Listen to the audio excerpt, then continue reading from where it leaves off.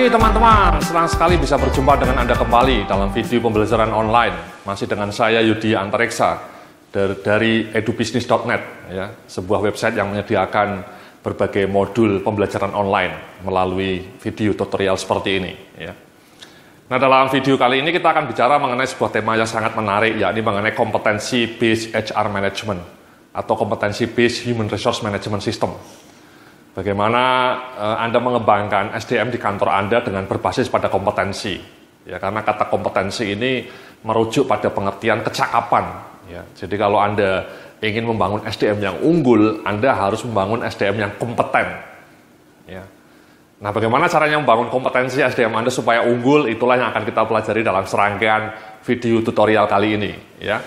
Jadi langsung saja mari coba kita lihat agenda yang akan kita pelajari dari video-video online kali ini, ya. Jadi seperti yang Anda lihat di depan layar Anda ini, ya, saya tampilkan inilah agenda yang akan kita pelajari bersama dalam serangkaian video nanti. Jadi yang pertama saya akan menjelaskan kerangkanya, ya, apa yang dimaksud dengan kompetensi based HR management system, ya, frameworknya seperti apa. Kemudian yang kedua kita akan berbicara secara ringkas mengenai apa itu pengertian kompetensi dan yang tidak kalah penting jenis-jenis kompetensi. Apa saja jenis-jenis kompetensi itu, ya, dan contohnya seperti apa.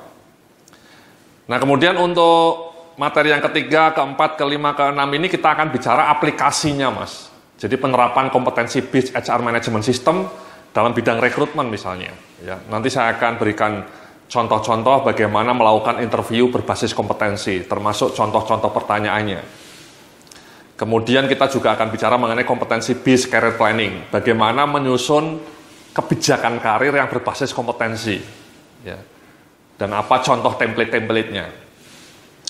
Kemudian yang kelima juga kita akan belajar bagaimana menyusun training kurikulum atau training plan berbasis kompetensi, ya, sehingga koheren, integratif. Dan yang terakhir kita juga akan bicara bagaimana mengembangkan penilaian kinerja berbasis kompetensi. Ya. Nah, dalam semua rangkaian agenda ini saya akan lebih banyak praktek nanti, Mas, ya. Saya akan menunjukkan kepada Anda tools-tools yang real, template-template yang nyata yang bisa Anda download juga, ya. Di dalam materi kali ini Anda bisa download tools-tools yang saya berikan nanti. Jadi dalam video-video berikutnya nanti saya akan lebih banyak bercerita mengenai kasus nyata, ya, bagaimana sebuah konsep mengenai kompetensi itu diterapkan dalam kebijakan karir, dalam kebijakan training, dalam kebijakan penilaian kinerja, dan juga dalam kebijakan interview berbasis kompetensi. Itulah agenda yang akan kita pelajari, Mas, selama beberapa waktu ke depan, ya, melalui serangkaian video tutorial dari edubisnis.net. Nah, mari coba kita langsung beranjak ke slide berikutnya, ya. Di depan Anda ini saya tampilkan HR Management Framework based on kompetensi. Ya, jadi gambarnya seperti itu, Mas, ya. Jadi kerangka kompetensinya akan menjadi basis bagi semua fungsi manajemen SDM dan berperan sebagai linkage antara kinerja individu dengan sasaran bisnis. Jadi kompetensinya menjadi basis, yang menjadi backbone. Jadi rekrutmennya, trainingnya, performance manajemennya, reward manajemennya, career manajemennya itu semua berbasis pada kompetensi. Jadi kompetensi menjadi anchor, menjadi jangkar. Di mana kompetensi-kompetensi itu didefine, diturunkan dari bisnis strategi. Jadi nanti ketika kita menentukan jenis-jenis kompetensi apa yang mau dikembangkan di dalam organisasi Anda, jenis-jenis kompetensi itu juga selayaknya merujuk pada strategi bisnis perusahaan Anda. Mau kemana perusahaan Anda 3 tahun ke depan atau bahkan 5 tahun ke depan. Dan dalam 3 tahun ke depan itu jenis-jenis kompetensi apa yang dibutuhkan oleh bisnis Anda. Jadi jenis kompetensi itulah yang kemudian harus dikembangkan. Jangan Anda membangun kompetensi XYZ, tapi sebenarnya perusahaannya strateginya mengarah ke ABC. Itu kan disconnect, Mas, kompetensinya. Jadi tidak nyambung. Itulah kenapa bisnis strategi mesti harus menjadi basis bagi perumusan kompetensi di kantor Anda. Nah, kemudian setelah itu Anda juga harapannya, ya, mengacu pada bisnis result, ya. Kalau kompetensinya sudah dikembangkan, mengacu dengan bisnis strategi, dan kemudian kompetensinya diterapkan pada berbagai fungsi SDM, mulai dari rekrutmen, career, training, dan sampai reward. Harapannya SDM-nya kompeten dan kemudian kinerja bisnis Anda menjadi cetar membahana, menjadi top marko top, ya, jos marko jos, ya. Jadi melambung jauh di depan pesaing-pesaing Anda. Itulah sebenarnya fungsi dari manajemen SDM, Mas ya. Jadi HR manager sebagai strategic business partner. Tidak hanya ngurus administrasi saja. Bagaimana Anda tahu mengenai strategi bisnis perusahaan Anda, tahu mengenai arah masa depan perusahaan Anda, dan bagaimana Anda mendayagunakan SDM Anda untuk memenuhi tantangan bisnis masa depan Anda itu. Jadi orang-orang SDM, manajer SDM itu harus wajib tahu mengenai corporate strategi, mengenai bisnis strategi, supaya nyambung. Yang kadang-kadang terjadi, manajer SDM tidak begitu paham mengenai dinamika industri di mana mereka bekerja. Tidak paham mengenai bisnis strategi perusahaan mereka. Itu dangerous. Ya, Anda tidak akan bisa menjadi bisnis partner kalau tidak paham mengenai strategi dan dinamika industri di kantor di mana Anda bekerja. Ya. Jadi itu Mas frameworknya ya. Nah, berikutnya ini kita coba lihat Mas ya, definisi kompetensi ya. Jadi seperti Anda lihat, kompetensi itu adalah kombinasi antara keterampilan, atribut personal dan pengetahuan yang tercermin melalui perilaku kinerja atau job behavior yang dapat diamati, diukur, dan dievaluasi. Kompetensi merupakan faktor penentu keberhasilan kinerja. Fokus kompetensi adalah perilaku yang merupakan aplikasi dari skills, atribut personal, dan pengetahuan. Jadi fokus kompetensi itu observable behavior, Mas. Perilaku yang nyata. Result, perilaku yang nyata. Ya, tidak hanya disimpan dalam hati, tapi terwujud dalam result. Ya. Jadi gabungan antara knowledge, skills, dan attitude. Ya, jadi KSA singkatannya, knowledge, skill, and attitude. KSA. Jadi mari coba kita lihat di slide berikutnya ya. Jadi seperti yang Anda lihat di situ ya. Jadi skills, job attitude atau working attitude, dan knowledge itu digabung jadi satu. 3 elemen itu menjelma menjadi observable behavior. Perilaku yang nyata. Dan kemudian performance-nya legendaris, performance-nya bagus, performance-nya cemerlang. Ya. Jadi contohnya misalnya Anda seorang manajer SDM gitu Mas ya, Anda punya pengetahuan yang mendalam mengenai ilmu manajemen SDM, Anda punya sikap kerja yang bagus ya, penuh inisiatif, penuh dedikasi, ya. Communication skills-nya bagus, kemudian juga Anda punya skills untuk merancang program-program SDM yang inovatif, ya.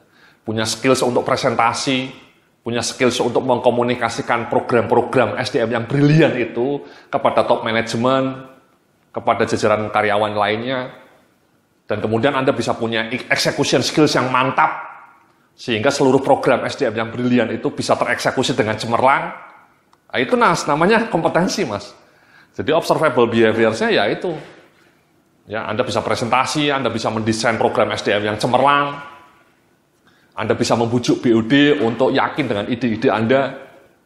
Itu semua kompetensi. Kenapa Anda bisa meyakinkan BOD? Karena pengetahuan Anda mengenai SDM itu mendalam, Mas. Ya. Komprehensif. Sehingga bisa meyakinkan bos Anda, meyakinkan rekan-rekan Anda untuk mengeksekusi program-program SDM Anda yang cemerlang itu. Sehingga kompetensi kinerja Anda menjadi bagus, ya. Anda menjadi star, bukan menjadi deadwood, ya. Orang-orang yang seperti zombie ya, tidak punya semangat. Oke, itu Mas ya. Jadi definition of kompetensi. Nah, yang berikutnya ini Mas ya, kompetensi dan job description ya, di halaman berikutnya Anda bisa lihat itu ya. Apa bedanya? Kalau job description itu melihat pada aspek what Mas, ya Mbak-mbak ya. Sementara model kompetensi berfokus pada aspek bagaimana atau how. Kemudian analisa job description melihat elemen-elemen pekerjaan dan kemudian mendefinisikan suatu pekerjaan pada serangkaian tugas dan aktivitas yang dibutuhkan agar pekerjaan tersebut dapat terlaksana dengan baik. Sementara analisa kompetensi berfokus pada the people who do the job well dan kemudian mendefinisikan pekerjaan pada the characteristic and behaviors of these people. Ya, jadi ini Mas kuncinya, Mas. Kuncinya. Jadi kalau job desk itu melihat pada serangkaian aktivitas what-nya. Tapi kalau kompetensi itu melihat pada bagaimana Anda mengeksekusi aktivitas tadi. Dan lebih spesifik lagi kepada orang-orang yang sudah mampu melaksanakan aktivitas itu dengan baik. Who do the job well, ya, bukan hanya sembarangan, bukan average performance. Tapi kompetensi itu merujuk pada kinerja orang-orang yang cemerlang, dan kemudian kinerja orang-orang cemerlang itu diekstrak, ya, dikopi, diekstrak, kemudian dikloningkan kepada orang-orang lain. Sehingga kompetensi orang-orang yang hebat itu menjadi menular kepada orang lain. Jadi contohnya misalnya Anda punya sales people yang hebat, ya, salesman yang bagus. Kenapa dia hebat? Kenapa dia bisa mengerjakan job desk-nya dengan bagus dan kinerjanya cemerlang? Penjualannya oke. Kemudian kita lacak karakteristik orang ini, apa sih kompetensi dia sehingga dia menjadi seorang salesman yang legendaris, yang hebat, yang juara nomor 1 misalnya. Kita lacak apa pengetahuan dia, apa skills dia, apa job attitude dia seperti apa. Kita bedah, kemudian ketemulah serangkaian kompetensi yang menentukan seseorang menjadi hebat dan tidak. Ya, jadi itulah Mas ya, kompetensi yang harus kita develop. Sehingga kompetensi orang-orang yang hebat itu bisa kita ekstrak, kemudian kita bakukan dalam sistem yang formal, dan kemudian kita tularkan pada orang lain. Itulah the essence of kompetensi. Ya. Bagaimana kita menciptakan kompetensi unggul dan kemudian mengkloningkan kompetensi itu kepada orang-orang lain di semua sudut kantor kita. Jadi itulah pembahasan kita mengenai kompetensi. Ya, jadi beda kompetensi dengan job description. Ya. Nah, di dalam slide berikutnya Anda bisa lihat itu ya, tipe-tipe kompetensi. Jadi yang pertama Anda bisa lihat itu namanya kita sebut kompetensi manajerial atau soft kompetensi. Jadi jenis kompetensi yang ini berkaitan dengan kemampuan untuk mengelola pekerjaan dan membangun interaksi dengan orang lain. Misalnya problem solving, leadership, communication skills, teamwork skills, planning and organizing, itu namanya soft skills Mas, soft skills atau kompetensi manajerial. Sementara jenis kompetensi kedua kita sebut kompetensi teknis atau kompetensi fungsional, lazim juga disebut hard kompetensi, yakni jenis kompetensi yang berkaitan dengan kemampuan fungsional pekerjaan, berkaitan dengan seluk-beluk teknis yang berkaitan dengan pekerjaan yang ditekuni, misalnya electrical engineering, accounting skills, marketing research, atau HR skills, interview skills, ya, training and development skills. Jadi itu Mas ya, jadi di dunia ini selalu dikenal, banyak orang menyebutnya dengan istilah yang berbeda-beda ya. Tapi mereka lazimnya disebut sebagai kompetensi manajerial atau soft skills, ya, leadership skills, soft skills. Kemudian yang kedua kompetensi teknis atau kompetensi fungsional atau hard skills. Nah, dua-duanya itu harus dikembangkan. Nah, again ini memang seperti yang tadi saya sampaikan, apa jenis kompetensi soft yang dibutuhkan di kantor Anda? Itu sebaiknya ya merujuk pada arah perusahaan Anda, merujuk pada industri perusahaan Anda. Misalnya katakanlah kalau Anda bekerja di perusahaan perbankan misalnya, mungkin soft kompetensi yang sangat dibutuhkan ya customer service gitu ya.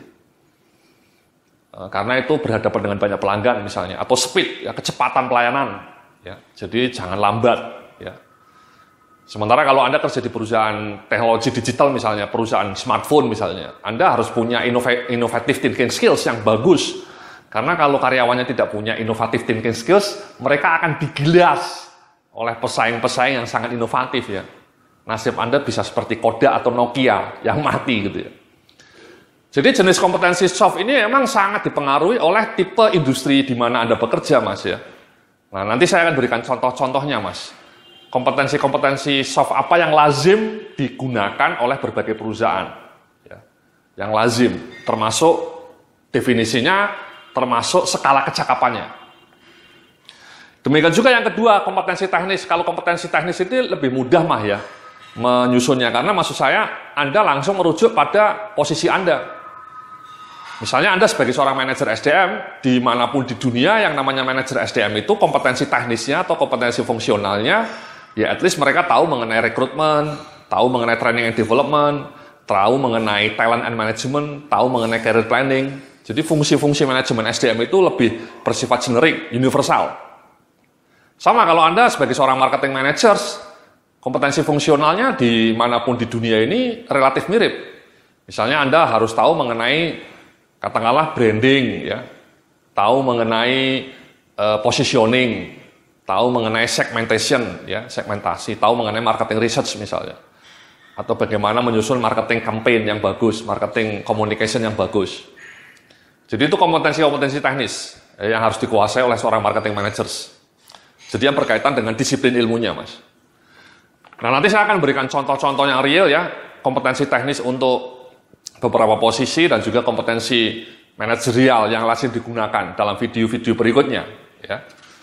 Saya rasa seperti itu pengantar dari saya. Sampai jumpa dalam video berikutnya. Terima kasih.